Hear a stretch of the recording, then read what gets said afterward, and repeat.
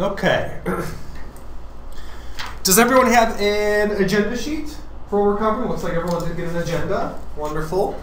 So every class we provide an agenda sheet so that you can follow along with all the different topics that we're going over. So the front side lists out all the different areas that we're going to be covering. I'm going to cover the first two sections myself, and then Wesley's going to take over. He's going to show everyone contacts, chat, and then he's going to show up the Google Gmail Labs, which is the fun part of the class. If you turn to the back of it, I just want to show everyone really quickly. We have our upcoming events, our upcoming classes that we're offering locally. Obviously, today we have our Gmail class. Next Saturday morning, and this is actually the second Saturday of every month, right here in this room, from 9 a.m. to noon, we offer a free open help desk. And all that is if you have any computer questions, any kind of, how do I use this? How do I use my iPad? I'm having a trouble with my laptop. You can bring any of your technology in, and we can walk through it with you, answer any of your questions, and help you out. So it's a free 3 hours. You don't get charged anything, and you can bring all your questions. And even if you aren't a Park Ridge Library member, you're still welcome to come. So that's the second Saturday of every month. At the Niles Library on August 18th, we're going to be having the second part of our Google Apps 4-part series. So this is actually Gmail. This is the first part of our series. We did a Gmail class at Niles as well, but we're doing part 2 at Niles, which is Google Calendar. So if you want to learn how to organize and manage meetings and manage your life on a digital calendar, which is very easy to use actually, come out to our Google Calendar class. And then the next month in September, we're going to be doing Google Docs, which is part number 3 in the series. And that's like the Microsoft Office alternative, which is completely free, that Google has within and you have access to it already if you have a Gmail account. So Google Docs is something more and more people are starting to use. It's an online-based text editing, spreadsheet software, presentation software. What you're seeing right now is a Google presentation that we made within the program. Like I said, completely free, wonderful tools that are very, very powerful. And then right here at this library on September 27th, it's going to be a weeknight. We're going to do our computer and internet safety class for beginners. We did the class, we actually had our intermediate class this morning. The gentleman here was at that class. It was a full house. We're going to do our beginning level class for that topic in late September. It's a good class. It usually does fill up. We go over all the basics of safety on Facebook, safety on online banking, how to do email safely, pretty much everything you have a question about viruses or malware, we answer them at that class. So it's a very, very good session, and we always get a good discussion that goes at that class. Do you plan to continue as the months go on, giving classes? Yes. Yes. We're here. We're either here or at Niles Library at least once a month now doing classes. Now we're actually at about 2 classes a month. Plus our open help desk here at the Park Ridge Library every second Saturday of the month. So we're pretty busy on the weekends doing classes here.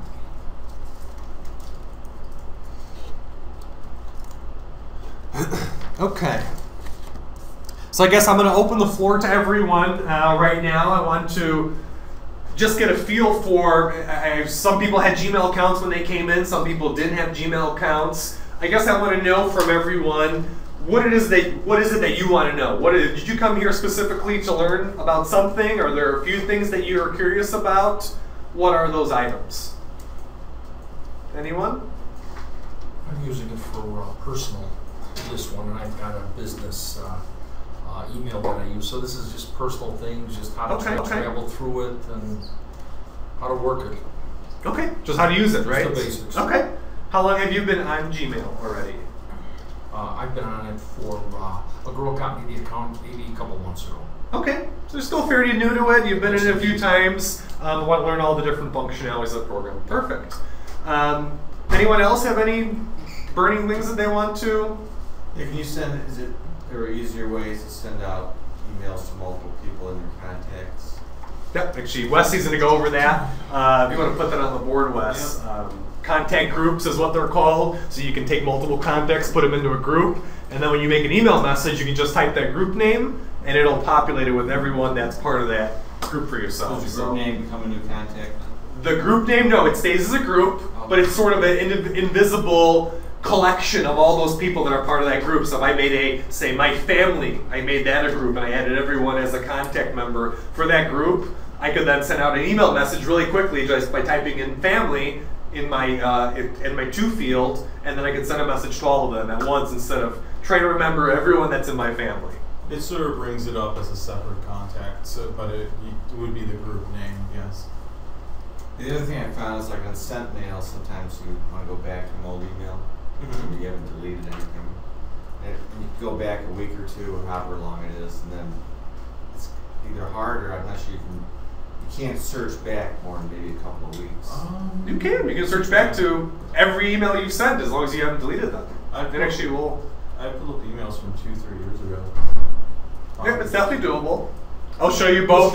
Well, we go through it. I'm actually going to show that section number 2, and I'll show everyone how you can sift through old email or how you can search for it. We actually recommend that people search for email because it's a lot faster, and you can usually get a lot better results instead of sifting through however many hundreds or thousands of emails that you may have sitting in your account. Well, that's what I was trying to do, but like I just did it now. For example, just getting a sent email, goes back to like July 12th.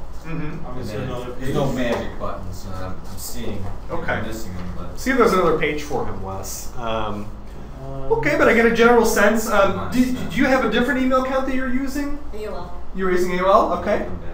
All right. We're going to go over a few things on why Gmail is actually a better service because it's more secure. It's a lot safer to use in many respects. We talked a lot about AOL this morning in our previous class. But AOL is a service that is getting inundated with lots of what they're called spam email messages. So if you go in your inbox and you see a lot of junk email from people that you don't expect any kind of messages from or is trying to sell you things, that's a big problem with a lot of other email services today. Is they're getting bombarded with all this junk email and they don't know what to do with it. Actually, Gmail is the one that is able to handle all those messages a lot more effectively and toss out the stuff that you don't want to see and give you the stuff that you do want to see. Okay. Honestly, we're kind of at a point now where AOL either needs to get their act together or get out of the business. They've been doing this since the 90s, and honestly, they shouldn't be having the problems they're having now. So I'm not going to go off too long about this. We're obviously doing a Gmail class because we think it's a very solid product, and being free of charge, you can't get much better than that.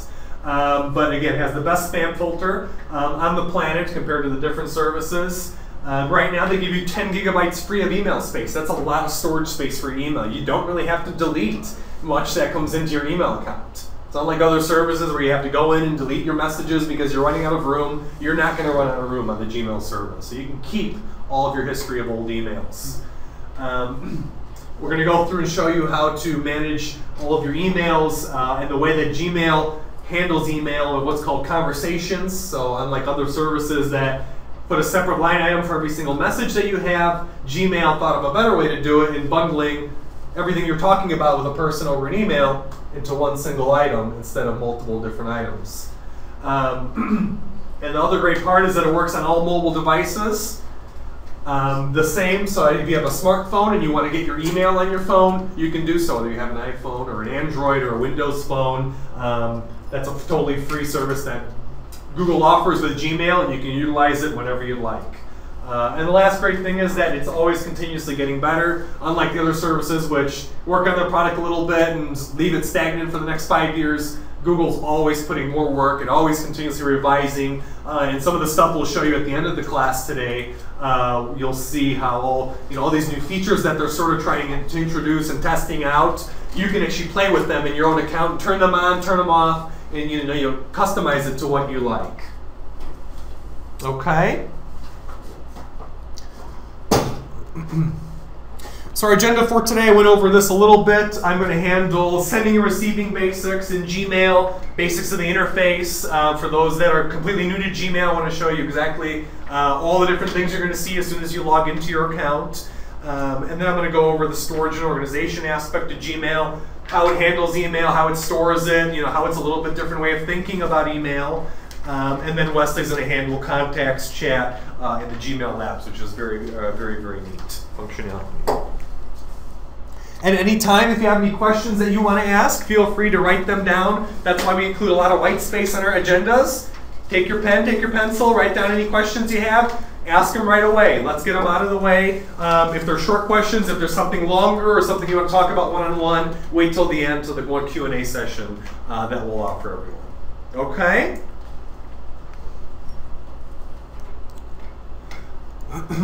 All right, so we're going to dig right into the live demonstration. I'm going to turn off the... Is everyone okay if I did like this? Good. Just makes it easier to see the screen for ourselves. Otherwise, those lights are a bit overpowering. Okay. And like I said, if there's something you miss, don't worry, because the recording's going to have everything. You can rewatch the entire recording whenever you'd like. So keep that in mind for yourself. Everyone's already logged into their account, I presume. It looks like everyone's already gotten in, so everyone's at the home screen for themselves. So let me log into our test account here so we can go through this together.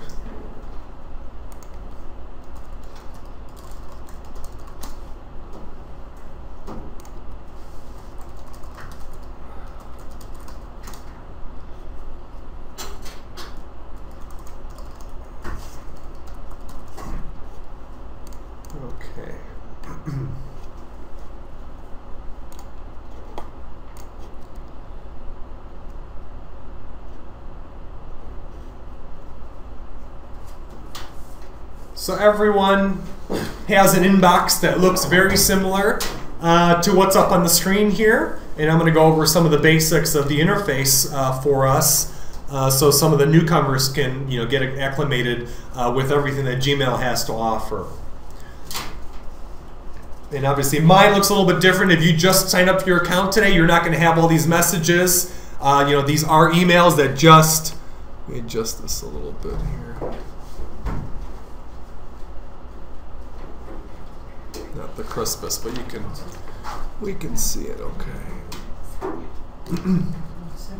So obviously I have a lot of messages that have already come into my account, but that's not what we're concerned about here. I want to show everyone all the different features of the interface here. So let's go ahead and get started. So just on the home screen here, this is what we consider the primary home, I guess, inbox interface. So this is where, when you log into your account, you're going to always see all of your latest messages show up right on the home screen here. So some of the different items that we have within our interface here. Up at the top, we have what's called the universal Google navigation bar. So the nice part about this bar is that you can go ahead and get to any of the other Google services at any given time. As long as you log into Gmail, you're pretty much logged into your Google Docs, you're logged into your Google Calendar, into your Google Sites.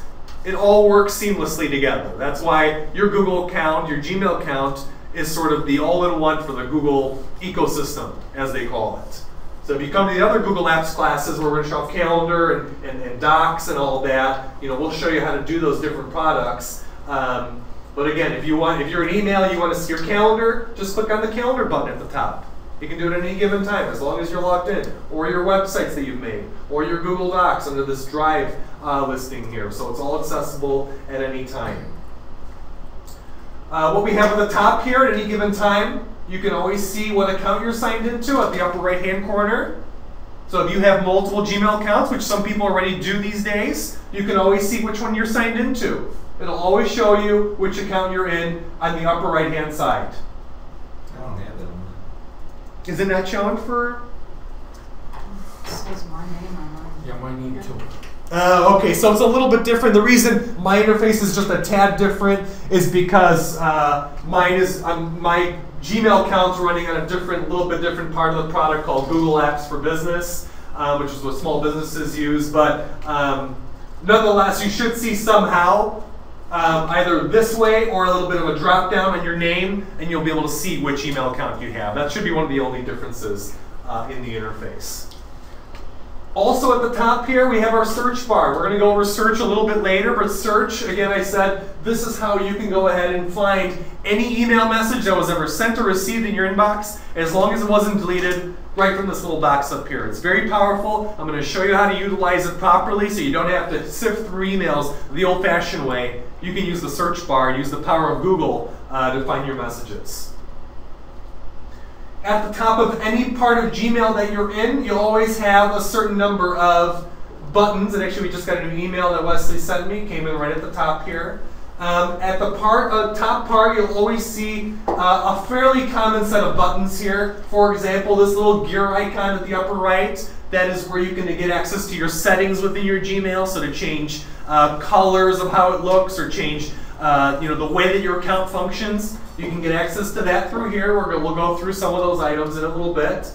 And again, some of the other buttons here, for example, this goes ahead and moves to the left and right of pages. So if you have 100 emails in your inbox, you're only going to see a certain number of them at once. You have to go ahead and move over to the next page because it can't show you all 250 emails at a single time.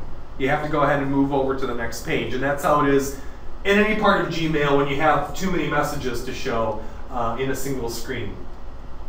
And over here, for example, in the inbox, we have a little more button. There's usually a more button in new emails, also on emails you've received, and within any of the different screens that give you different functionality. So for example, if I clicked on more, you'll get a few hidden options. Actually, the only one that's available right now is mark all as read if I selected all the messages. But depending on where I'm at in Gmail, that more button is going to open up some different functions that I otherwise don't see right on the outset. This button right here, this is the select all button.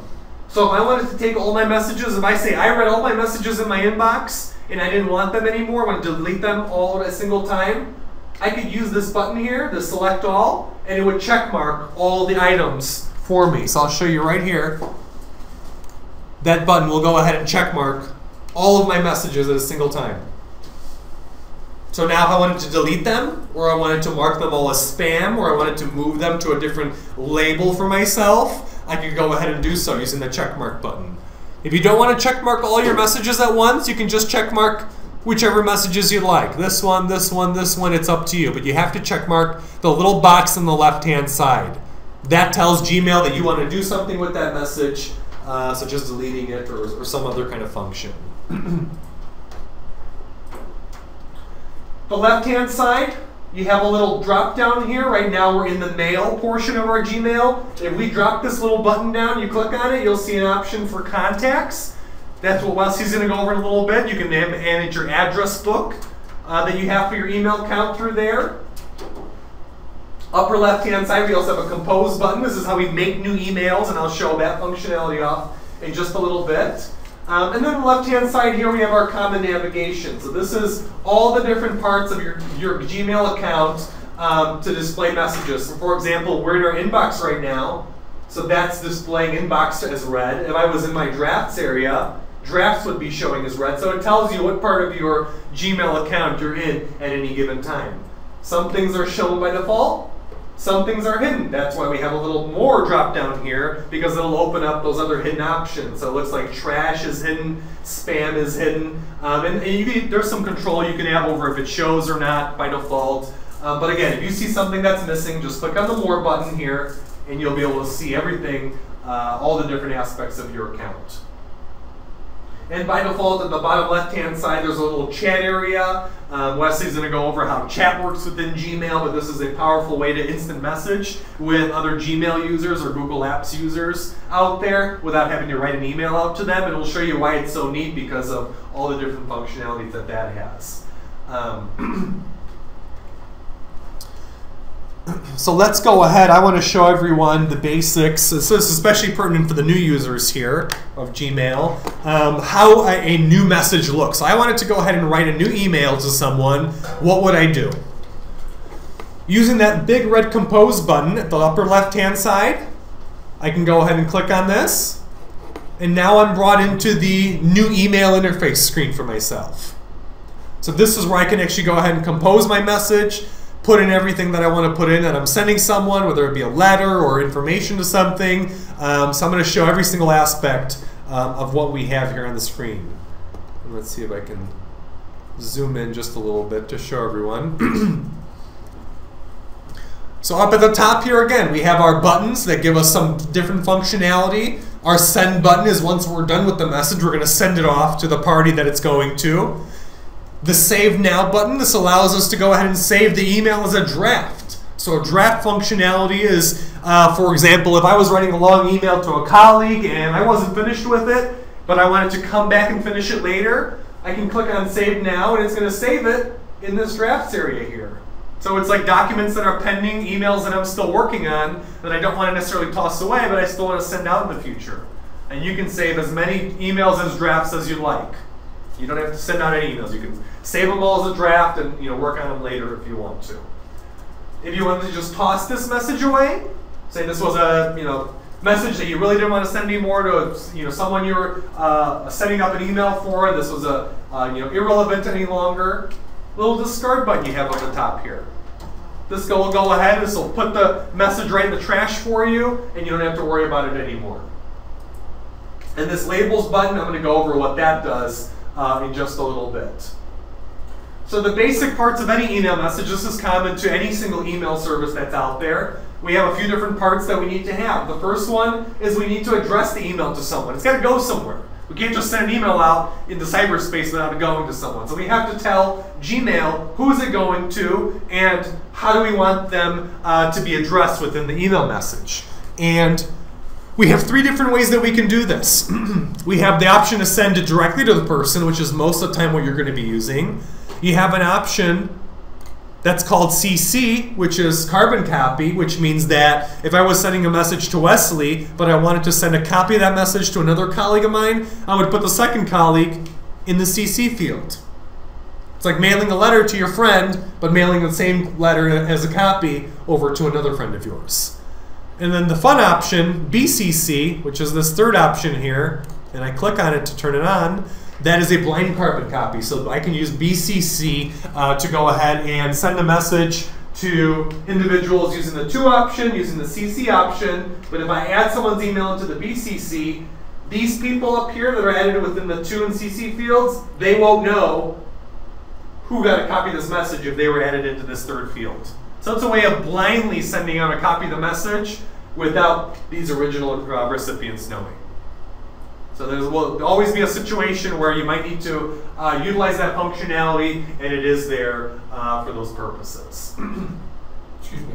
Yes? Why would you want to do that? Where would it come up that you'd want to, one more time? Can you explain it one more time? We use it in our company a lot when I am sending communications, say on a project that Wesley is primarily working on, but I'm sort of overseeing. If I want to send that person a response, that client, I would add then Wesley as a BCC on here so he gets a copy of the message, but the client doesn't know that Wesley is seeing what we're talking about. So it's a way of including people in conversations that these original recipients don't really need to know that they're in on the conversation. Okay? There is a potential downside as a person you blind copy. Yeah. Let's say there's 10 people you're sure. sending the email to. Yep. And that person's just for information only, and then all of a sudden, you're not paying attention, going fast. And yeah. You reply to everybody. And you should really just be out of the picture on everything. Because the intent was on the QT, that other people, you're not really involved in the conversation. Sure. Sure. It can be dangerous, exactly. You may not realize you were blind copy. Yeah. If you don't pay attention. Exactly. So you just have to be careful. When if you receive a message where someone put you as a blind carbon, you'll see it. Gmail will tell you that you were on the BCC line. So if you're sending a response on that message, you need to be careful with who you're sending the response to, because if these parties weren't supposed to know that you got a copy of the message and you send a message out to all those people, you blow up the cover on what happened there. So you just have to be careful with how you treat messages that you receive when you are a blind carbon on that. Or like a lot of people send jokes around, but you don't want everyone might not take it the same way. So just blind copy everybody. Exactly. That's another perfect scenario. You got a joke email that you're forwarding out. You don't want all your friends to know exactly which friends got a copy of the message. You just add them all into the BCC field, so every single friend will only see that they got a copy of the message. They won't see everyone else's address on the email. So it's a way of cleaning up your list of people that you're sending to. Okay?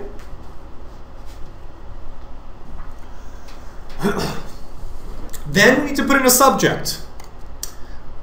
Some people will say, yes, you can send out an email without a subject, but I would say try to refrain from it, because what happens is most email systems turn up their spam alert very, very high at any messages that have no subject within the message. So I always say, put some kind of subject in there, even if it's 2 words. Make sure something's in there, because otherwise you're more likely to get flagged as a spam email. Right underneath our subject area, we have the option to attach a file or attach multiple files. So where does this come in handy? I want to send my family pictures. I want to send my work colleague a Word document or a spreadsheet of some sort. This is what I would use here to attach that file for myself. So if I click on Attach a File, I can go ahead and find that file on my computer and put it onto the email. So for example, I think I have a little PDF here on my desktop. I can select it, click on Open, and it'll tell me how far along in progress it is. It'll go, go, go, go, and then it's all done. And then if I decide I don't want to really send that attachment, all I have to do is uncheck the little box here, and that attachment will not be sent off with the message. So Google makes it very easy to add things and remove things from an email message before you send it out. Now, one word of advice I'm going to give is be careful with how many attachments you put onto any email message, because while you may be able to send out an email with 10 or 15 megabytes worth of attachments, so that would equate to about 7 to 10 photos or a few more photos. You want to be careful, because not all other email systems in the world are able to accept emails that are that large. So you really want to keep your emails under about 5 to 7 megabytes in size in terms of attachments. And you can easily see how much you have in terms of attachment size. I'll show you here. I'm going to attach that PDF file I just had. It shows you at all times how much space that file is taking up. So this one is 1247K. That's equal to 1.2 megs. So 1000K is equal to 1 meg. We said we want to keep it about 5 or less. That's the safe number for sending out messages to other people in the world. Over here, right below that, we have our formatting bar. If you've ever used Microsoft Word, you know what the formatting bar is. It's where you're going to go ahead and change around the text that you have within an email. So if I started typing a message now within my body, which is the body here, this white space. So if I started typing, hello Wes, we need to have a meeting this afternoon, call me later, type in whatever I'd like. Then I can go ahead and format my text. If I wanted to go ahead and make this size larger, I can use the little size button here, select it, turn it up to large. I could even make it super huge like that. So really it's up to you. There's a lot of different formatting options. You can do alignment. You can do put text within quotation marks as something else that you had pulled from another source. So it's, I mean, there's a lot of options up here. I'm not going to go through each one. You really have to play with some of these things. You can do colors. You can go ahead and add a link in here. So if I wanted to link this text, for example, to a website, I could highlight it and then click on this little anchor button here, and that will ask me what page I want that to go to. Say, just for the sake of example purposes, I want that to go to google.com. I could just type in google.com, click OK, and now when someone gets this email, they'll be taken to whatever website I put in to that field. So again, it makes it nice and easy for you to add in links and all kinds of other things. Again, there's as much customization as you want to do. You'll have to play with it when you make your own email messages.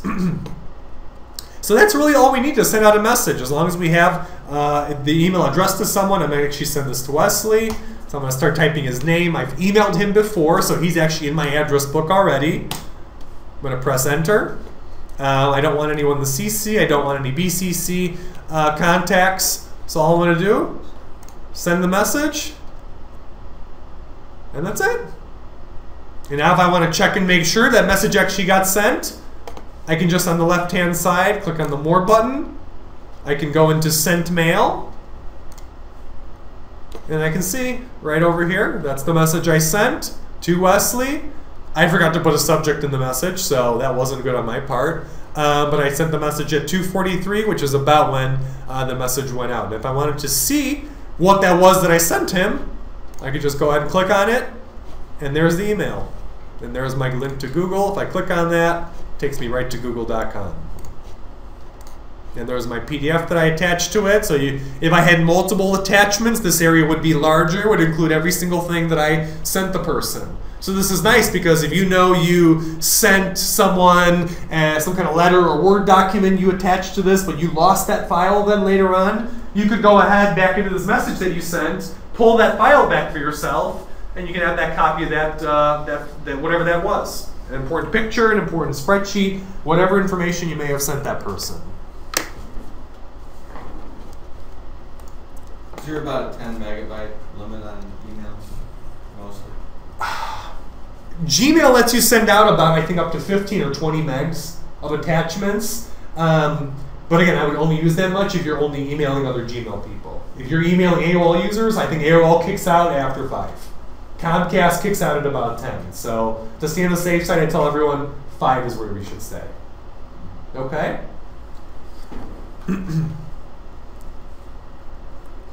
All right. So say now that I send a message out and I get a response from someone. So what happens? That message actually comes back to me, and now it's grouped in what's called conversation view. And this is one of the big things that people get caught up on, and they don't necessarily understand because they're used to email functioning, like files on their computer. One file gets one single line item. What Gmail does is Gmail says, I send a message out to Wes and he sends me a response. As long as that subject line didn't change between the response that he sent me and what I sent him originally, it bundles it under one single line item. So as we can see, on a traditional system, this would have been two separate emails, the one that I sent and the one that he sent back to me, but it's actually one single conversation. When I click on it, look at the screen that we get here. So this conversation that we had is 2 emails. I sent him one, he sent me a response. By default, Gmail, if you have a conversation that goes 10 emails long, Gmail's smart enough to go ahead and collapse, what's called collapsing, everything but the latest message. So this is useful because me and Wes are talking about projects we're working on. We could have email conversations going 2 pages long, but we'll always see what was the last response from the other person just by going into it, and that will be the latest message showing over here. So it's like taking all these letters that you're sending between someone in paper form, collapsing them into one single envelope so everything's just in one single organized place for you. If I wanted to view an earlier message within this conversation, it's simple. All I have to do is click on that particular message with my mouse, left click, and there it goes. It'll go ahead and show me what I put into the message or any other part of the conversation that we may have had.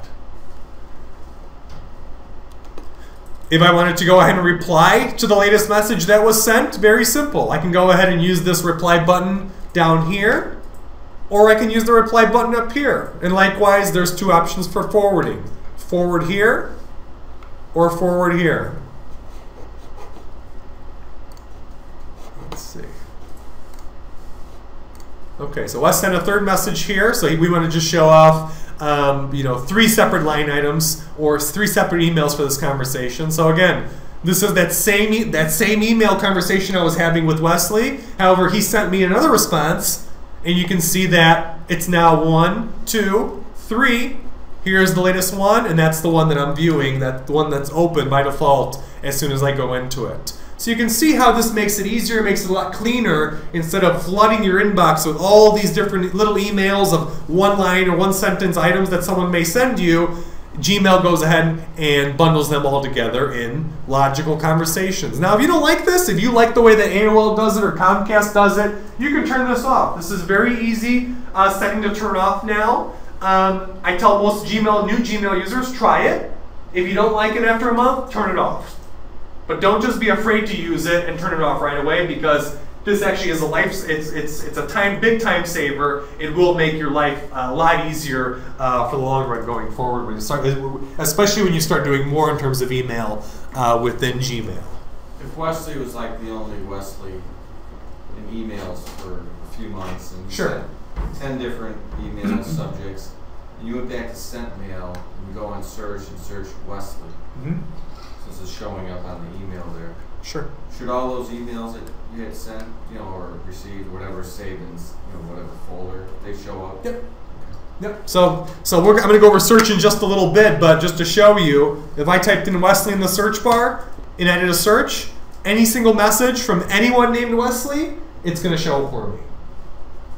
So the looser the search term is, so as loose as just putting in Wesley, will bring all my messages with anything Wesley related in there. I could also fine tune it. I'm going to go over this in a little bit. I could fine tune it and say Wesley, and then I could put in a month and a year on that to narrow it down to when I want to see messages from. Anything from March of 2011, I can do that. I can say anything. Subject too. You can do subject. You can mix and match name, subject. And you can even do a day or a month on there as well. So it's pretty powerful. You're gonna show us how Yeah, I'm going to show you how to add in search powerful search terms for the messages. And if you wanted to turn off that functionality of conversation or email grouping, it's very simple. We're going to go into the settings icon here. So that little gear icon that I showed everyone on the upper right hand side, right up here. You click on settings, and then you click on the settings again here. It'll bring us in. The settings area within Gmail is split up into different tabbed interfaces. So there is one single tab for every single logical piece of functionality that they let you control. But this setting is actually under the General tab. So if we scroll down and we look at this option here called Conversation View, this option right here, if we turn that off, it'll go ahead and turn it into classic email style where every single email, it takes up its own single line item. So it's as simple as that. If you want to turn it on, you can turn it off and on as often as you'd like. So it's really up to you. Okay. And likewise, I was telling everyone about that drafts functionality. I actually have 3 drafts. I have 3 emails that I didn't finish sending. So if I go within here and I go into drafts, you'll see here, this is actually from our last Gmail class. Wesley was sending me a nice little hate mail message there. But you can see 2 different messages here that we were working on. It saved them under the drafts area. So, I mean, these are very crude examples, but these are showing you how I can start working on messages and then I can save them and then go back to them if I haven't finished them. And a nice part about Gmail is that actually a few minutes into creating any single message, it will automatically save the draft for you. So say, for example, you forgot to save the message as a draft and you get hit with a power outage at your house, everything goes down, and as long as your computer was on for about 1 or 2 minutes, it'll go ahead and have a draft saved in your inbox. So if you had a long email typed out that didn't necessarily get sent yet, you could probably go back and resurrect that, keep on working, send it out to whoever needed to get it. Okay.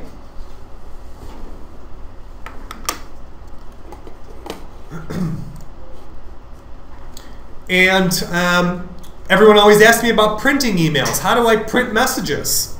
I'm going to show everyone how to print your emails out if you want to print them. Say, for example, I wanted to go in this latest email I'm doing with Wesley, I wanted to print this out. Say that I wanted just, if I just wanted this original message that I sent him, I didn't want everything else after it. I have to go into that particular part of the conversation, use this little button over here next to reply, it's a little drop down, and it's another more button. If I click on that, there's an option to print here. If I select print, you'll see there's no other part of the email conversation showing, just the one part, the one email that I wanted to print out. Likewise, if I wanted to go ahead and print out everything that was part of this conversation, I would use this big button up here, print all. So print all, just like it says, we'll go ahead and set up this email conversation to be printed as it was spoken about. So first message at the top, and then chronologically it'll move down lower. So that's the difference between doing a single message and doing multiple messages. And the actual print screen that you get, this little box, is going to be different depending on what kind of computer you're on and what internet browser you're using. I'm in the Firefox browser right now, so it looks like this. If I were to do a print from the Google Chrome browser, it would look a little bit different. So this box may change, but the general process you use to get to the print box here is going to be the same no matter what different browser you may be using at home or at the library or any other place.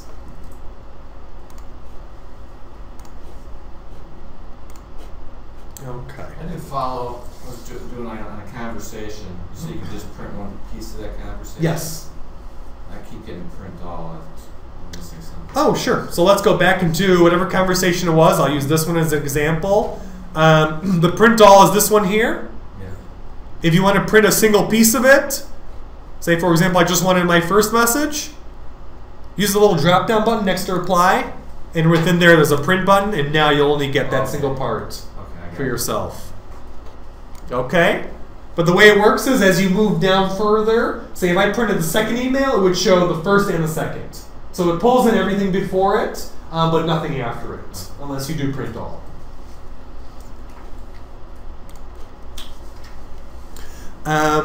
Does anyone have any questions about any of the things that we showed, that I showed just in the last 10 minutes or so?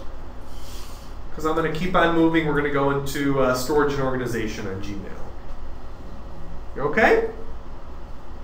Okay. If anything comes up, just bring it up at the end for us. All right. So part 2, storing and organizing email in Gmail. There's a lot of us, like myself, that like to be very clean with our inboxes. This is not my regular inbox, so this to me would be very dirty, seeing the clean freak that I am within my email. But Gmail lets us do a lot of different things when it comes to storing messages, organizing messages, and I'm going to show you the way this works. And one of the biggest things that Gmail offers is this functionality called labels. And I want to go over what the difference between labels and folders are, because it's a little, they're very similar, but they're also different in many respects. So folders, if we have a Windows computer or a Mac computer or our old email system, AOL, whatever else we use, every single file or email that we store away somewhere, it's like a filing cabinet, right? A filing cabinet, we can only put one single file in one particular drawer. We can't have, one file be stored in multiple places. Gmail turned that theory on its head a little bit and created the theory of labels. And labels are different in one particular fashion because you can apply multiple labels to one email message. So for example, I have 2 labels right now that are showing priority and Wesley, and I made another one from our last class called 2012. But this is a way that I can organize where I want to put my emails, what kind of labels I want to put on them. But it's nice as well because if I had a message that pertained to 2012, if the message also pertained to Wesley, and it was actually something that was a priority item, I could apply all those 3 different labels because they're pretty much like Post-it notes. That email I can take and I can just put all these different Post-it notes onto it. How did those labels come up? How did you just get the blue and purple box, or were they there? They were there already. I created those before, but I'm going to show you how to make those for yourself. You can make as many labels as you'd like, and now you can actually make labels within labels. So I have 2012 as a sub-label of my Wesley label. So you can get as deep and creative as you want, just like you used to do with your folders. Okay? So let me show you what this entails. So I'm first going to show you how to make your own custom labels, okay? If I want to make a label for myself, click on the More button on the left-hand side. And you see where it says Create New Label? Right down here. If I click on that, it's going to really quickly bring up a box for me and ask me, very simply, what do I want to name it? And do I want to put it underneath another label I already have? Okay? So I'm going to make a new label. I'm going to call this August 2012. Making a new label for myself. I want to put all my emails from August within this label. I can enter the title. I don't want to put it underneath another one, but if I did, I can go ahead and check mark this box here and I can say August 2012 needs to go under the Wesley label or the priority label or any other label I make. It's not limited to the default ones that Google made for us. I can, to my heart's content, mix and match where I want my labels and sub-labels to go. But just for example's sake, I'm just going to make a top-level label called August 2012. Click on Create, and up at the top here, you'll see there's my new label, August 2012. I wanted to go ahead and add a color to it.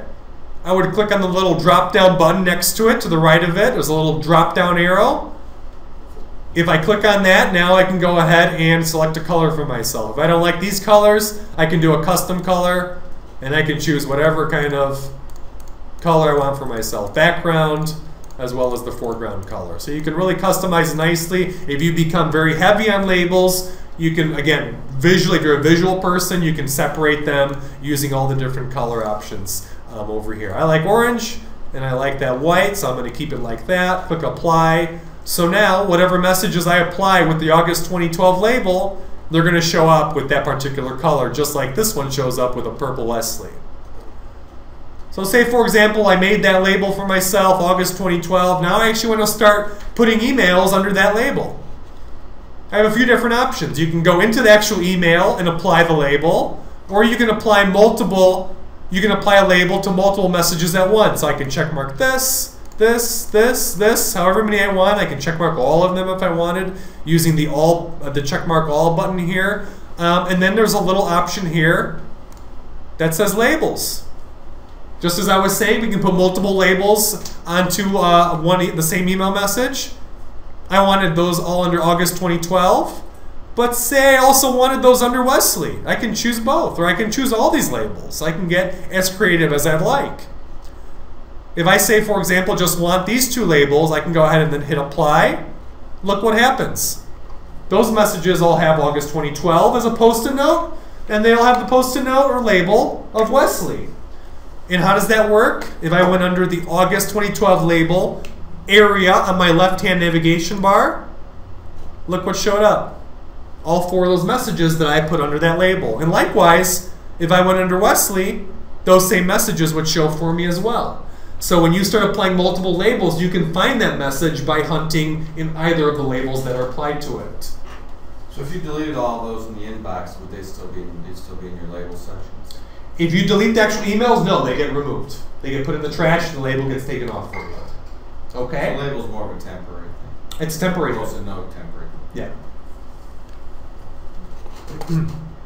But this is the way that you reorganize emails within Gmail. So this is, instead of folders, this is the label system. Because when we think about email in Gmail, Gmail looks at email as one big bucket. So say, for example, this was my Gmail inbox. All my email was actually within here. All that differentiates where that email shows up in my inbox is just what kind of label it has. It could have the label of inbox. Inbox is actually a label. Drafts are a label. Of course, the labels that I created are all labels, but the trash can is a more of a permanent deletion label. So again, that's the way that Gmail handles email is an email can be anywhere within your inbox. It just depends on what is the label that's attached to it. So when you think of inbox in Gmail, that is a label, but it's just called inbox because, of course, everyone's used to their inbox, everyone's used to their sent mail. But Gmail says, hey, it's just an email that has an attached label that says it was sent, or that it's in your inbox right now. So that's sort of the way you have to think about the way that Gmail handles all these messages. Say, for example, I was okay with those different labels that I put onto the emails. I can go ahead and now take them out of my inbox and move them into the labels permanently by hitting this archive button here. So archive, if I have labels attached to emails and I hit archive, it goes ahead and merely takes them out of the inbox for me. So it takes out that inbox label. So as you'll see, they don't show for me any longer.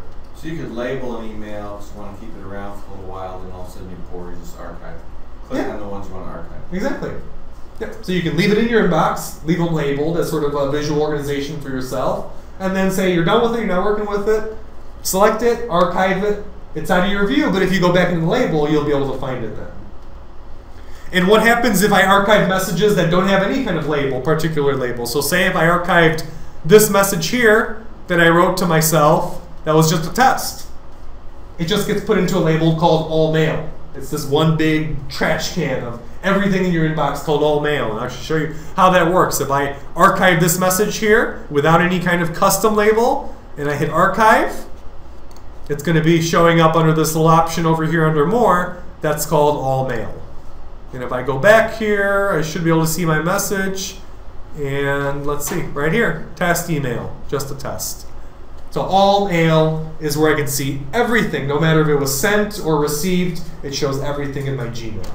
And Derrick, trash means it's gone, right? And archive means you're just... No, trash doesn't mean it's gone. Oh. Trash doesn't mean it's gone. The trash can works like a traditional trash can in that it saves all your messages that you put in there for a period of 30 days after the day you put it in there. So Gmail actually clears out the trash can if a message is older than 30 days of being within the trash can for yourself. So unlike your Windows or Mac computer where you put something in the recycle bin and it sort of stays there indefinitely, this trash can actually gets wiped out on a continual basis. And archive means it'll stay... Archive means it's actually in your account, it's just not visible in your inbox. That's all it is. If it has a label, it's going to be under that particular label. If it has no label, it just goes under the alt mail, like sort of a dump can for yourself. Okay? So the only time you're actually getting rid of messages is when you're deleting them. Otherwise, the message is somewhere in your inbox. Somewhere in your account. Okay? One more time. Sure. When you delete it, does it go in the trash? It does go in the trash. Okay, so yes. you get it back for 30 days. Yeah, yeah. Gotcha. So 30 days forward, you can go and get it back. After 30 days, it's gone forever. It's gone. Okay? And likewise, if you want to delete everything in your trash can at once, you say, everything's all junk, I don't need it anymore, you can go into your trash can. So if I go under more, and I select the trash option here, I can go ahead, and there's this little option up here that says empty trash now. I can get rid of everything at once. So if I click on that, those messages, it'll ask you confirm. It'll say, do you really want to do this? So make sure it's okay, you're all right with it. But if you click OK, everything out of my trash is gone now. Okay? So trash sort of works very traditionally. Everything else, again, uses that sort of label system. So that's the differences between this and the other services. And the last part of storage and organization I want to show everyone is the aspect of search. I know you were very interested in the back about how the search works. So I can be as simple or as complicated as I like. And I have two options when I search. I can go ahead and just use the search bar up here. And some people are so proficient that they can add in all the different extras and qualifiers to their search right within the search bar. They have very good, there's different conditions you can use to change up your search. But what I tell people is go ahead and use this search option drop down. And if you're in the search bar, you can just go ahead and click on the little arrow on the right hand side. It'll bring down your search options. Now I can really get really finite and see exactly what I'm searching and clarify what I want to find. So let's say, for example, I want to just search my sent items. I want to just search messages that were sent to Wesley or a Wesley. If I wanted to set a particular Wesley, I need to put in their email address. I need to actually have an email showing there. But if I just wanted to do all the Wesleys that I communicate with, I would just type in the name Wesley. If I wanted to slim it down by subject, I can type in whatever piece or whole part of the subject was that I'm looking for. Likewise, if I wanted to search throughout the entire message, if I didn't know if it was part of the subject or I didn't know if it was part of the body or perhaps an attachment file name, I could use this option here as has the words. So I'm telling Gmail, hunt for all sent items going to Wesley that have the words June 2012. And again, I didn't know if it was in the subject, I didn't know if it was in the body, or maybe even an attachment. But I want to search all that. And that's where I would use the has the words option. And likewise, I can further qualify by saying, doesn't have particular words. So for example, if I wanted to search everything within 2012, I could do 2012 and it has the words, but I could say, I don't want anything from August. So I could type in doesn't have August, so it would exclude everything from the month of August for myself, but give me everything before and after August in 2012. How did you get to that page right there? This one here, if I go ahead and use my mouse cursor and I go to the right-hand side of the search box, I see. Yep, drop that down and you'll get a very nice advanced search box for yourself. And I tell people you can pretty much find any message just depending on what kind of search terms that you use here, what kind of qualifiers you use, what kind of conditions that you use for your actual search. So just to make it simple, I'm going to take out the conditions here. And actually down here you can see I can even then set a date range. So if I know that I sent it sometime within 1 month of July, I could say with date within 1 month of July 2012, and it would search everything July, June, and then August as well. So again, it's very powerful, and you can choose whatever you like when doing these searches. But I'm going to clear that. I want to just do a search for everything going to Wesley. So I'm going to hit the search button. There it is. I just have 2 conversations that I had with Wesley, so that's all that's going to show up. And again, this is where you can go back and you can modify your search. If you find out that, hey, I was looking for this message, but I got back 300 emails, qualify it further. Add in something to remove some kind of common element that's showing up in all the ones you don't want. So get rid of all the extra junk that's showing up in your search results.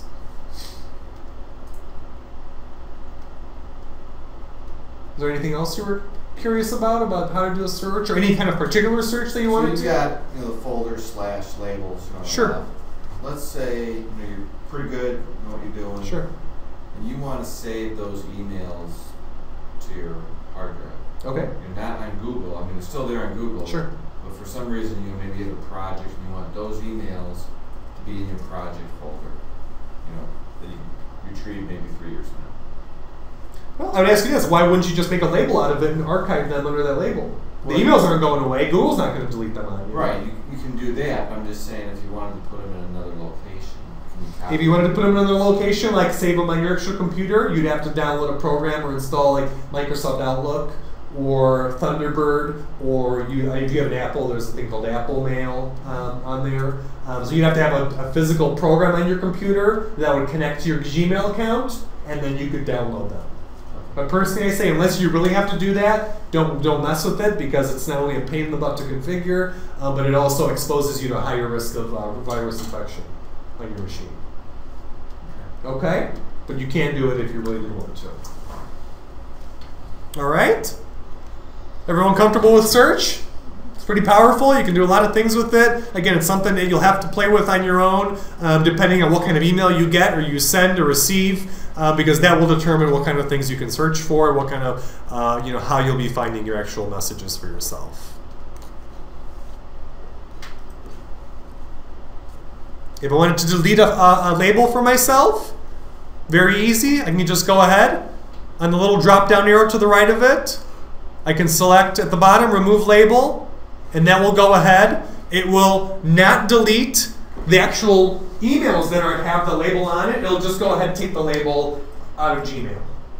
So it's not like a folder. When we think of folders and we say, I'm deleting a folder and I'm deleting all the emails within that, that's not how Gmail works. It just gets rid of the label and leaves the emails behind.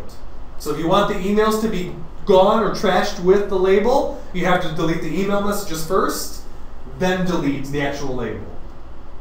Okay, so it's a little bit of a reverse thinking of getting rid of those 2 different things. So if you have emails under, because I still think of them as folders. Sure, that's fine. Sure. So if you deleted the label, where do the emails go? They're just stored under all mail. So they're considered just archived. So it becomes highly generalized. That's right. Yeah. So you just move them. So that's what I said. If you want to actually get rid of all the messages under a label, get rid of the messages first, then delete your label as your final step. And how did you get into archive again? Get into the archive just by going on the left-hand side, clicking on More, and then going under All Mail. You see that All Mail option? So All Mail is everything I've sent, everything I've received. It's a collection of everything that makes up my email account. And it's just listed very plainly, chronologically, newest at the top, oldest at the bottom. And if I have more messages that can fit into one page, I need to scroll through the pages using the little arrow buttons to go over to the older messages. In archive, I don't see it there. I hit all mail. Well, archive and all mail are the same thing. So the action is called archiving, but the place it's called, where it sits, is called all mail. Okay. So we archive to put it into the all mail area of Gmail. Okay? Does that make sense? I know it's a little goofy way of thinking, but that's how it works. Everyone okay with labels and searching? Pretty straightforward? Alright, I guess I'm going to let Wesley take over the captain's chair. He's going to show us contacts, chat, and the fun stuff at the end. Alright, on to section 3.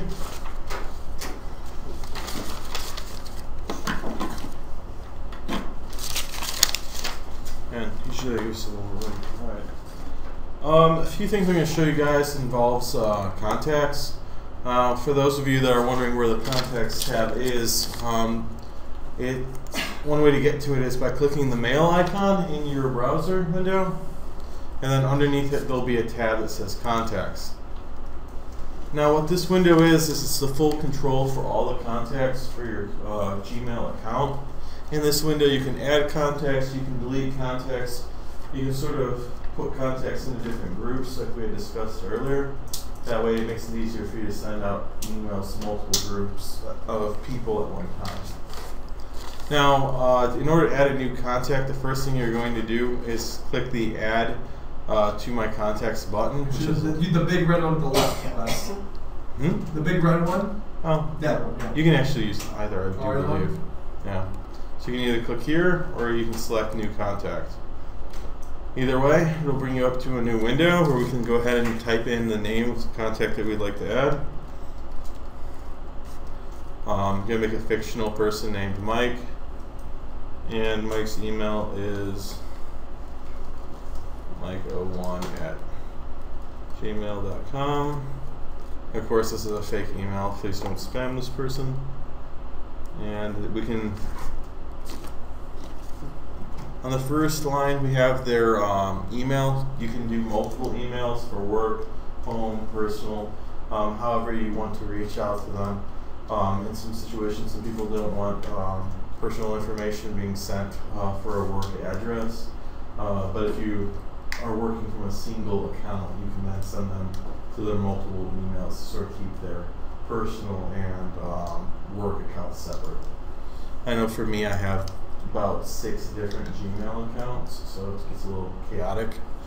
But being able to have them all separated definitely helps. The other thing that you can add is a work phone number. It actually allows you to choose mobile, work, home, main, work, fax, home fax, pager. I don't know who has a pager anymore.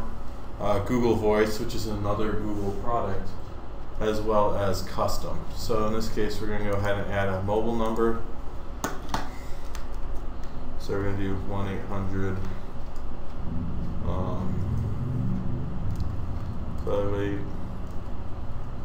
588-2300. Okay. If anyone's figured out what that number's for, good. And then you can actually add their work address. You can go ahead and add their home address or any other information you want about that individual. So it makes it really easy to keep track of everything that you need to know about a person. I think that if you go a little more advanced, you can actually add additional tabs and add their birthday and any other information you need to know about them. You can also just add it in as a note on the right hand side. So if you've had past dealings with a customer, you can go ahead and add business details, partners, things that you just know that you need to know next time you contact them. I got a question for you. On contacts, if you want to put like a key, like there's a type of contact, like it could be the Brotherhood, you know, so you have people from the Brotherhood, you know, so okay. You don't want to really put it in the name or whatever, so maybe you might put it in the details box. But when you search, can you search for that? I would personally make a group out of it. Yeah. I'd make a contact group. And that's a common group of people that are a part of that listing, I would make a group out of it. Wes is going to show how to make groups, but I'd make a group because it's super easy to get into. You click on the group name and you're there. You see everyone all at once. It's probably the easiest way to do it. So that's probably better than trying to Search for it. Yeah, I wouldn't worry about It'll get a little chaotic. Okay. So then once you go to click add, it gives you the option of what sort of relationship you want to add to them. I mean, these are the additional fields rather. So we can add that birthday.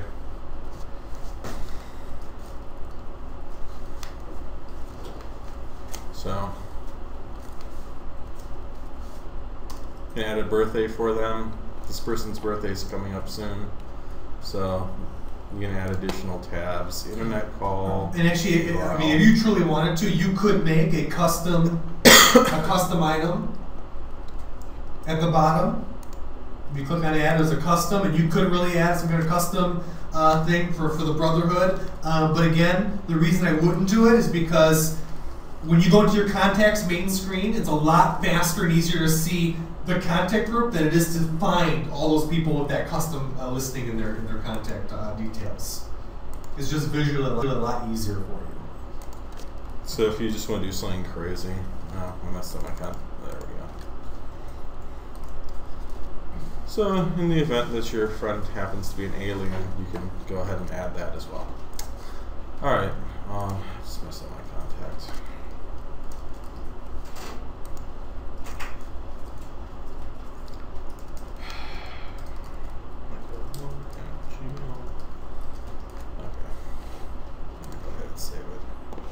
So now when you go to the contacts page, wow, I did it twice, go figure. Okay.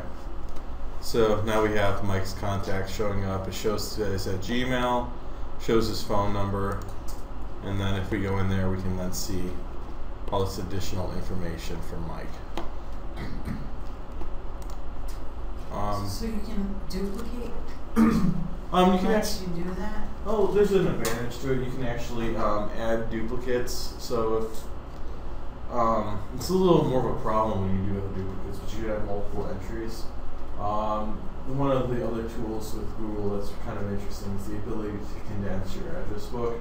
It'll actually sort through and remove and merge all of your contacts in the event that there are duplicates. So that is one additional option that you can do. Derrick, can you remind me really quick where that option is? Under the more?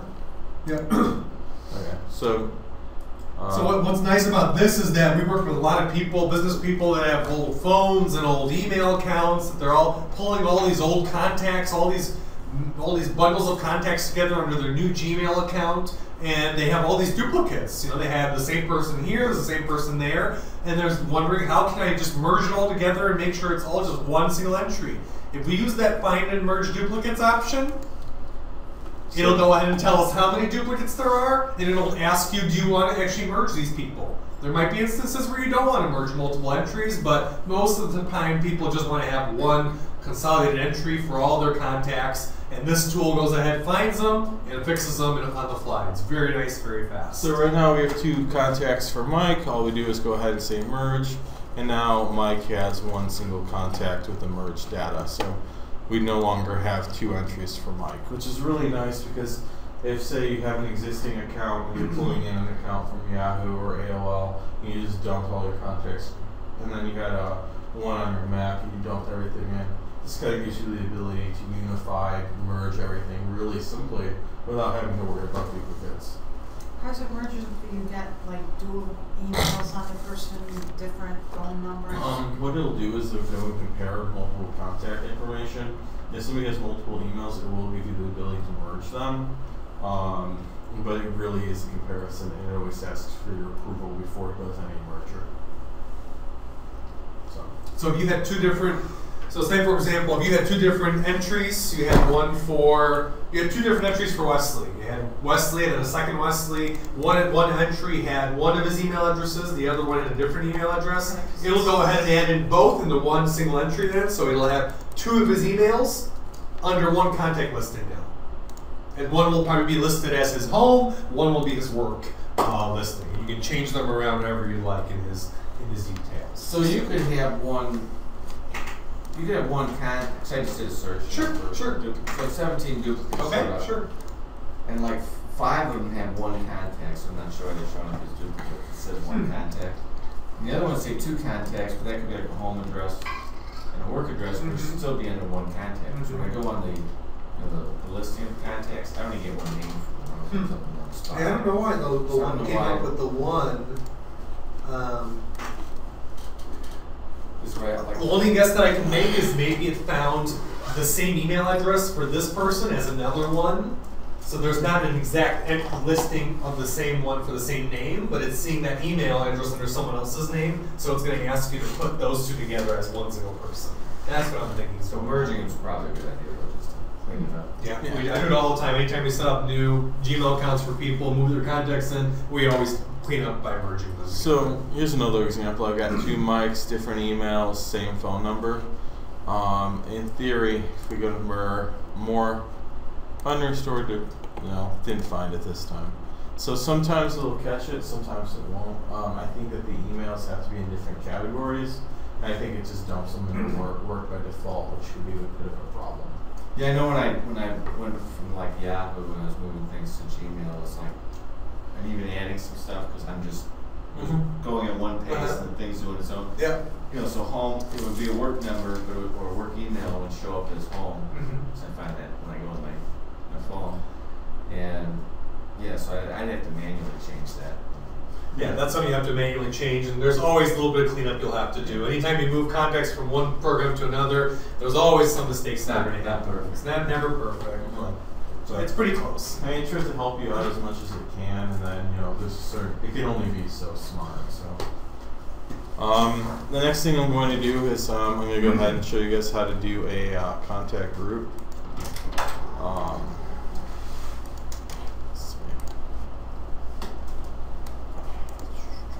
Here we go. Alright, in order to create a contact group, it's pretty straightforward. You select the people that you want in the group, and then you go ahead and create one.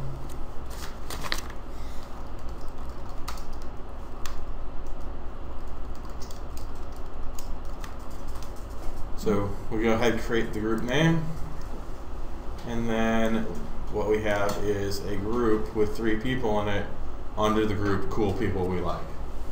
So it makes it really easy. So in your case where you have there's multiple people in this organization, you can sort of just group them all. And the advantage of that is it's really easy to pull them all up. So for example, now when I go into mail and go ahead and compose a new message, as you can see, the first thing that comes up as a group is Cool People We Like, and it should send it out to everyone in that group. So, and just like labels, you can have multiple labels per email. You can have multiple. You can have the same person in multiple different groups, or you can have one. You can have one person that has multiple different group listings. So they could be part of the family group, they could be part of the brotherhood group, and any other group listings that you have made for yourself. So we've created these 2 contacts here. My remote's being kind of buggy today. All right, they're listed under family. They also show up under Cool People that we like. And it shows right on the right-hand side. It should show you. Does it show over there, Wes? Not that. I'm talking about these here. See these? It should show brief little entries for all the different groups. Yeah. So if you click on them, you'll see all the different groups that they're a part of. And you can either remove them or change them up how you like. So for example, if we just want to remove them from this group, you just click on it and then it'll remove them. So you can either add them to a group as a large bulk, or you can bulk remove them, or you can just go into their individual account and then remove them as well. So, does anyone have any particular questions as far as groups? Yeah, and just to keep up. So you're creating a group again. Okay. You have your contact list for the people you want. Let's say we want to create a quick little group. We have Wesley at FireLogic. We're going to go ahead and create that button to the right where it shows 3 people's heads. and then we're just gonna. I'm in the total. I'm in all my contacts. I don't have that one. You should. In the contacts. Go to my contacts here. Yeah. So now try selecting 2 people. Oh, it's in one screen. Now you have the option. See, Okay. yeah. That's why I've never noticed. Yeah. For some reason they hit it on. Because I'm usually just doing a search and pulling that name up. Yeah. Okay. So I gotta kind of go in there and just pick Make your groups and pick them and then make the group. Yeah. And you can add people in after you make the group. So it's not like, I mean, Wes showed how to add them right away when you make it, but you can go into any single contact. Can you show us, go into a contact and add them to a group afterwards? Show them how that works. That same button shows up in the contact. Now you can go ahead and select what groups they're a part of. So I can go ahead and add them to Gmail. So I forgot to put in Jack into my brotherhood I think group. from Outlook I was used to making the group and then I'd select them. So you do it more this way, right? You make the group first and then you add them afterwards. So that's sort of what you do. This is more just click them and then make a group. One of the things that Google is really good at doing with Gmail is giving you multiple ways to do the same thing. They sort of looked at all the other email programs out there on the web and sort of have come together to make a sort of a cohesion. So if somebody's migrating from Yahoo or AOL or Hotmail, the functionality is always going to be there where it's similar, or there's an option somewhere where you can make it look similar to the other program. They're very, very accommodating. The next thing last thing, any more questions for contacts or groups? Okay. If I wanted to contact builders, you got to type in each builder individually, correct? Mm-hmm. I mean, there's no way. Well, here's the thing. If you can get a large CSV file that has the list of all the builders, you can import it into the address book. And all you'd have to do for that one, CSV file, huh? CSV is sort of just, you can have anyone send it to you. And what it is that would contain the list of all the addresses, the names, and the contact information. And the email and everything else. Oh, beautiful. So do you have someone that can give you that kind of information, sir? I mean, are you going to be finding this information on your own, one by one? Well, yeah. In other words, opening up a book, and that would be my information. Then you'd have to go one by one and add them into your address book if you want to make it that easy. But the nice part about it is, well, I mean, the CSV is if you're going to be getting it from someone else, if someone already had all these contacts in. If you have a consultant or a partner or somebody that has a large or buy a list, right? It'd Rolodex. probably be easier to buy a list of builders in greater Chicago. I don't know how accurate it would be though, because these lists are Might not always be so out of accurate, date. yeah. I would say you make your own concise list once and keep it up to date, because then you can make yourself a builders group or make even subgroups for the different builders categories. And then what's nice is then you can send out email messages very quickly to all of them. Wonderful. You type in their group name into the BCC field, and you can use the power of BCC to send off a message to all of them at once, but all of them would know who you're talking to. So this builder would know you're talking to the competitor here, and this other competitor. That's the way I would set up your situation. My advice to you is grab one of our cards. We do some email marketing, so we might be able to help you build a list. Perfect. Great. But if you do have that CSV file, or you're moving from Yahoo or AOL or one of these other programs, all you do is grab that CSV file from your previous provider. It's going to be different for each one. But all you do is import, and then you can upload that CSV or vCard file from your computer. And then it would import it, and then it would give you a full list of those contacts from your old program, which just sort of gives you that full ability to migrate to Gmail very easily. So that becomes useful. For example, Wesley and I were doing some work for a law office, and we were talking about, I mean, these lawyers had contact lists upwards of 3,000, 4,000, 5,000 contacts each. So we took that one file, we popped it in there, all 5,000 of those contacts populated within 10 seconds, instead of sitting there and the old-fashioned way typing them out on hand by hand. So it makes life a lot easier. All right. The next thing I'm going to go over is messaging.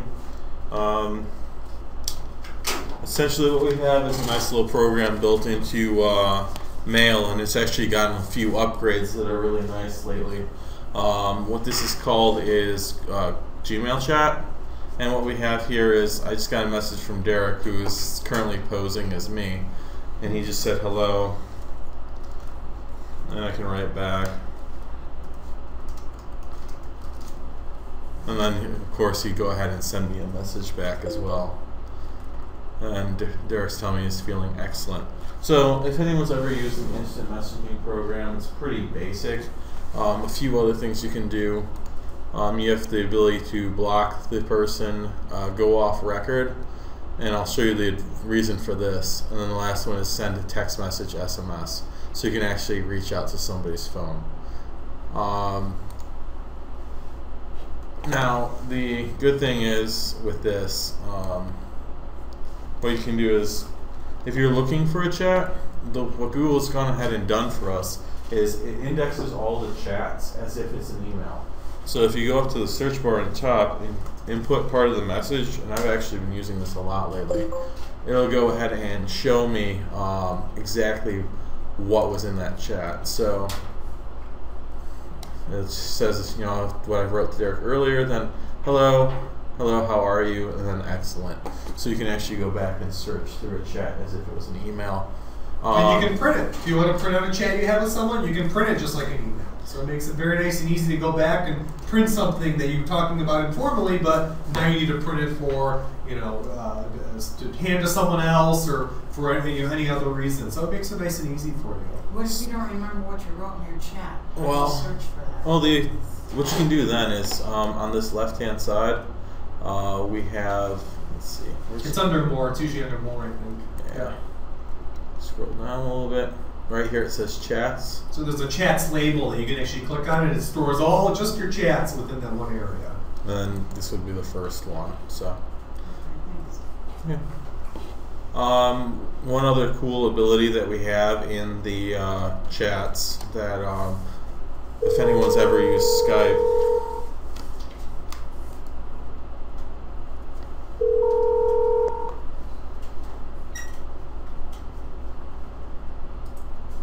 Is it working? Yeah. I'm still seeing myself.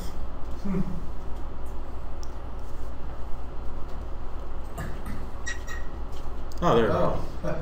Is it working? Yeah. Hey. Oh. Hey. So again, it's pretty much Skype, but built right into your. So again, it's pretty much Skype, but built right into your Gmail account. It's totally free. Now, what you see going on here is the library's internet is kind of iffy from time to time, so it'll be a little laggy sometimes. But that is one option. We usually just turn off the sound. But when you're having a conversation with somebody on a Comcast or even a home AT&T line, there's usually sufficient bandwidth to have a full conversation back and forth in real time. Now, this is a really nice program because you can video chat, and one of the new functionalities that they went ahead and added, let's see if I can get it up again. I'm going to call myself really quick. Already in the video chat. I don't know where that went. Just pull it out of the window, reopen it. Yeah.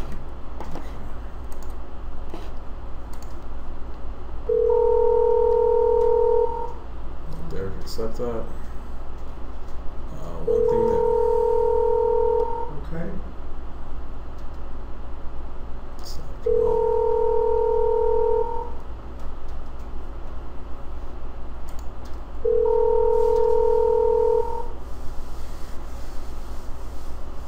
Is it answering? It's just a little bit of delay. So, you said that they added multiple video chat, right? Mm-hmm. I don't have the plus button right now. It probably just pertains to personal Gmail accounts, so it's not going to be 100%. Alright, they're still working. The thing with Google is, as we told you earlier, we're using a business account. It sometimes takes Google a little longer to catch up for the business accounts, or we might have to enable functionality. But in your personal one, what you should be able to do is do a group video chat. So if you're meeting with people from multiple countries or who are out of state, you can actually get them all together in one video chat window. And then there's a screen sharing option and a whole bunch of other functionality that you can use where you can see a person's screen, collaborate on projects, and work together, all from Gmail. So it sort of makes Gmail that center point of contact for all of your sort of internet communication, and then that way you're not reliant on an outside program that then takes more resources and might not work on your device. Because if you have like an Android phone or potentially an Apple iOS device, if it's coded for Gmail or the browser even, you can then go ahead and use this functionality. Yeah. And what's even better about it is that there was no free video chat service that you can have multiple people in on a meeting at once. So Skype, you had to pay for it. You had to pay for GoToMeeting to have multiple people. This is completely free, built right in. So it's, again, just another nice freebie that Google tosses us and no extra charge. All right, the final thing that we're going to go over, which is our personal favorite, is Google Labs. Now, get rid of this. Now, what I want you all to do is click the giant gear in the right-hand corner and go to Settings. So the upper right-hand side, there's a gear icon.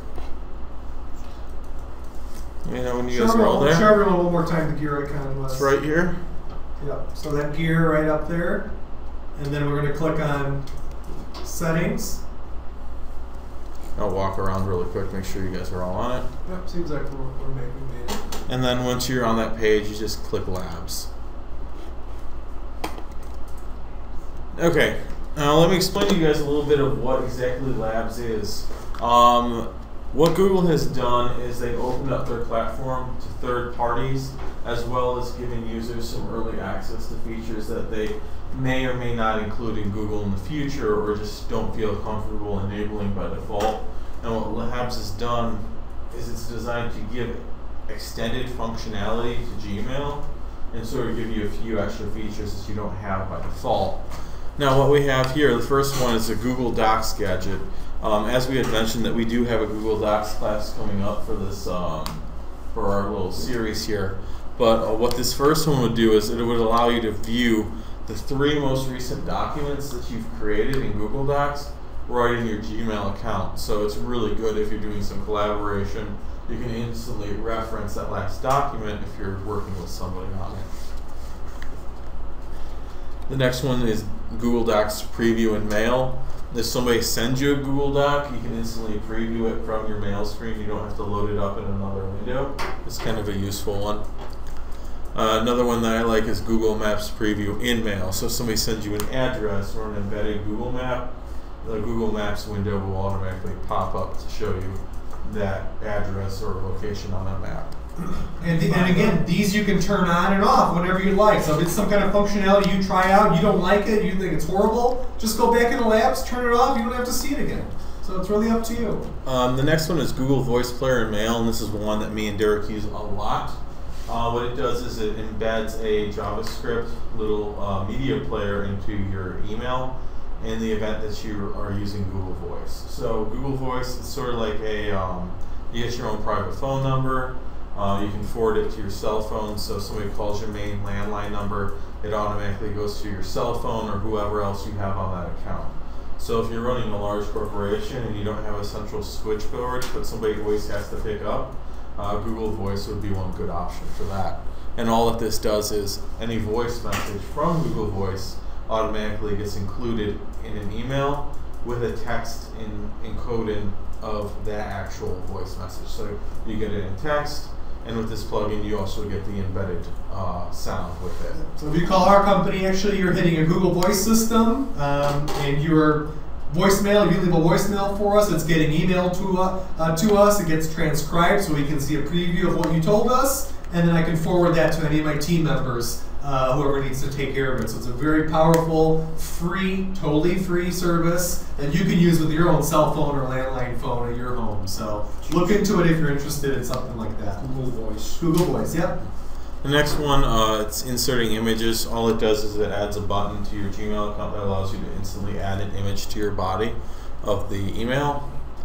We also have Message Sneak Peek. This one's kind of cool. When you hover over an email, it shows you a little pop-up window with a preview of the message. So if you're in a hurry and you want to go through a whole lot of emails, but you don't want to go through the trouble clicking it and waiting for it to load, you can just hover over and it'll give you a preview, and if you really want to read it, you can click. But you know, with the amount of spam I know I personally get in a day, this is a lot easier. Preview pane, this is one that Derrick seems to like a bit.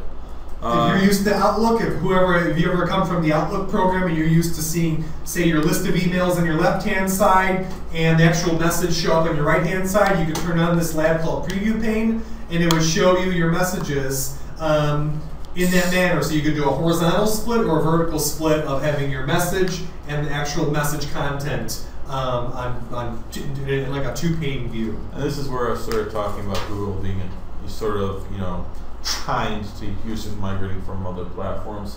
Because with this, if you were using Outlook for the longest time, you can still keep that sort of interface and functionality. So this literally makes it look just like Outlook. The next one is SMS text messaging. And what this one does is it allows you to send text messages to phone numbers from inside of Gmail.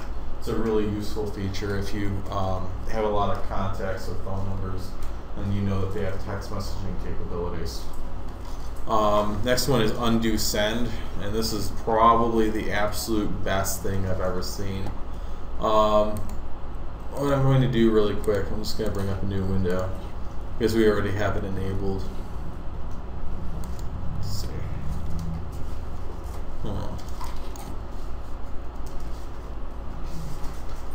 Now when you go ahead and compose a message, if you've ever had the wish that you could take a message back right after you sent it mistakenly, your dream has come true because this lets you do it.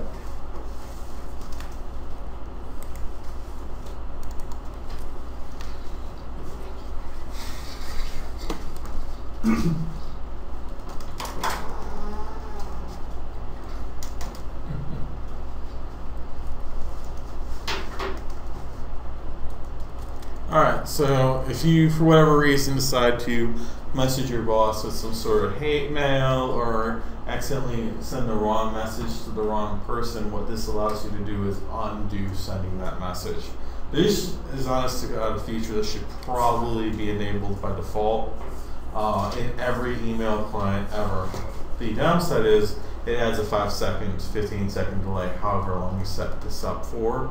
But as long as you don't close this window, what it'll do is it'll allow you to unsend the message.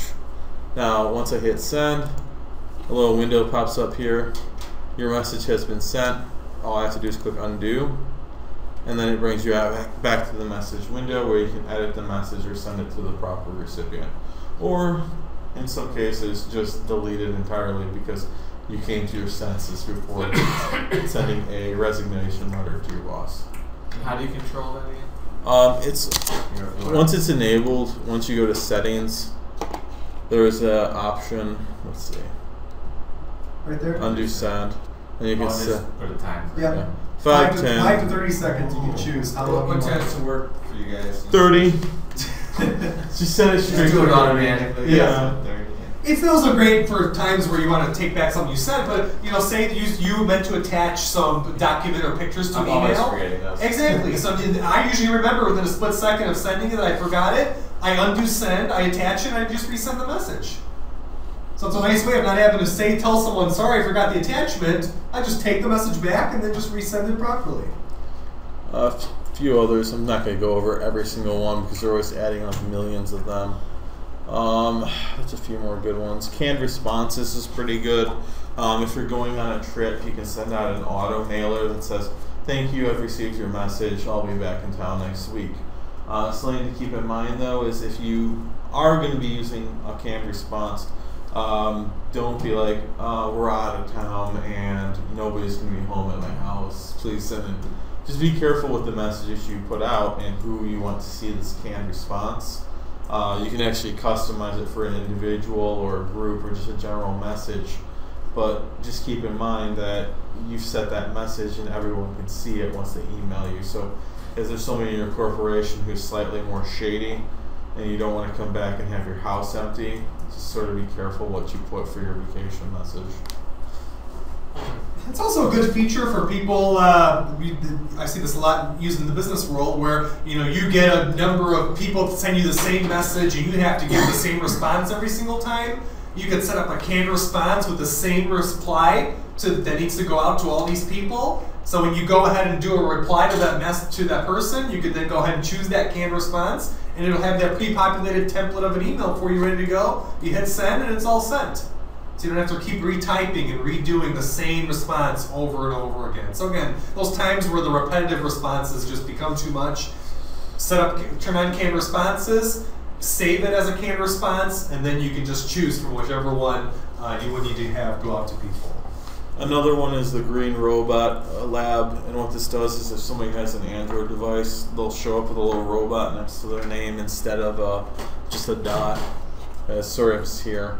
Red being that the device is turned off, orange being that they're away, green showing that they're online and available to chat. You can add Picasa preview to your email, or a Picasa picture automatically preview. Pictures in chat, this is kind of a fun one. What this will do is it'll actually display the person's picture in the side window when you're chatting with them. And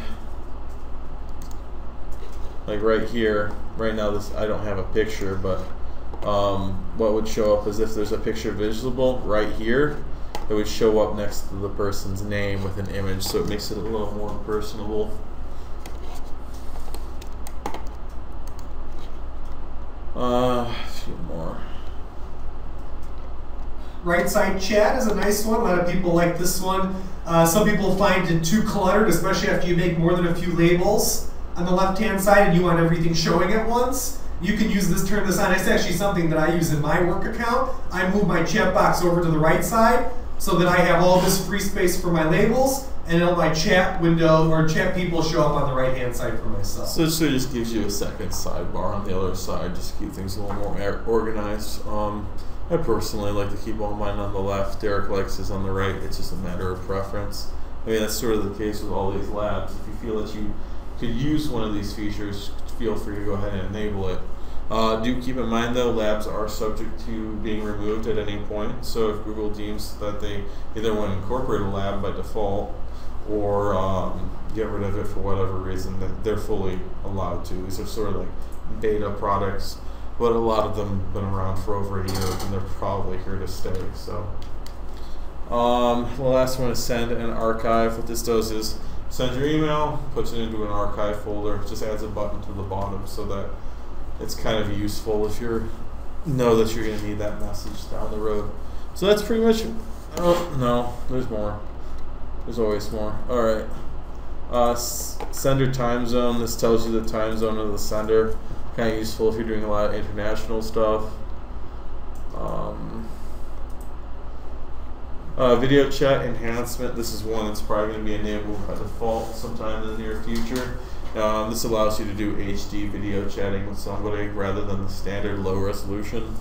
Yelp reviews in mail. So if somebody puts in a review for a restaurant, you can go and look at that. And that's pretty much it. Once you have all your labs enabled that you want, you go to the bottom, hit Save Changes, refresh your browser, and then all those labs will come up by default. So, we tell people check back into the labs area probably once every 2 months or so, because Google's always adding in new ones. They're always trying out new functionality. There could be something that fixes a quirk about Gmail that you don't like, that now there's an option for you to change functionality or change how it works or change how it looks. So you can, again, customize it to how you want it instead of how Google necessarily wants it.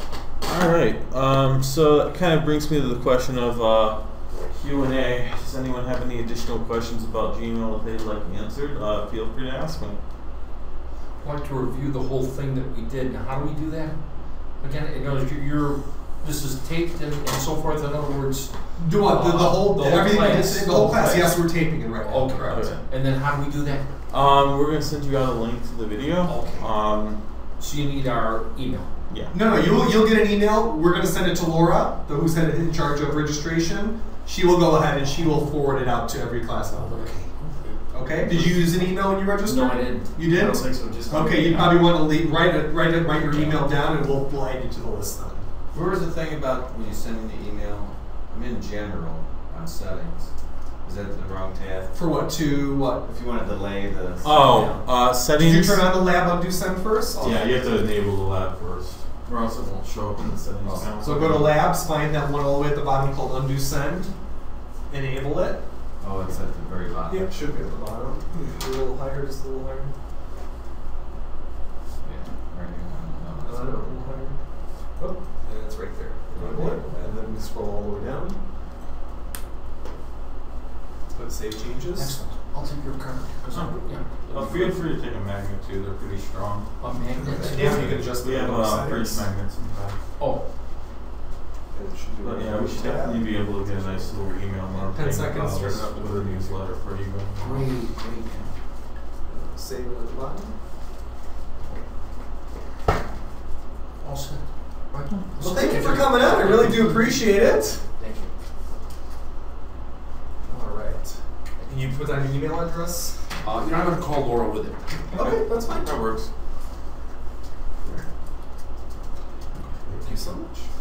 Appreciate you coming out, sir. Does anyone have any extra questions? Otherwise, we're pretty much going to wrap it up. Alright. Well, thank you everyone for coming. We appreciate you guys being here. Feel free to come to our next class, which I believe is it calendars or docs? Google Calendar. Niles Library is next. We're going to show everyone how to use advanced Part 2 of the calendars. series. Part 2? Part 2. Okay. Of this class. Of this series, yeah. So this is part 1. Part 2 is at Niles next. Okay. Thank you.